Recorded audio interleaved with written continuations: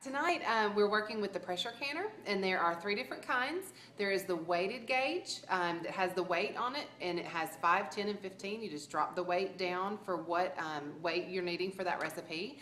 We have the dial gauge. With the dial gauge you get to a specific pressure, and you watch for that specific pressure. You can adjust your heat up and down to stay at that specific pressure. And with the dial gauge, you have to have it tested every year. And an extension office, UT extension office, can do that for you. But you need to make sure that your gauge is calibrated so you know that it's measuring the correct pressure.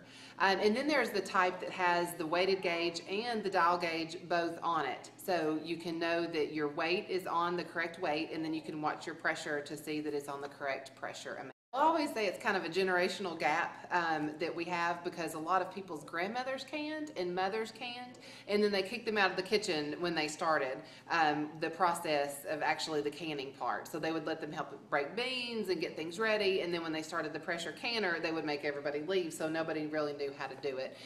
So with these canning classes, we're trying to take the fear out of the canning process and kind of the fear out of the pressure canning. So with the new canners now especially, there are safety valves.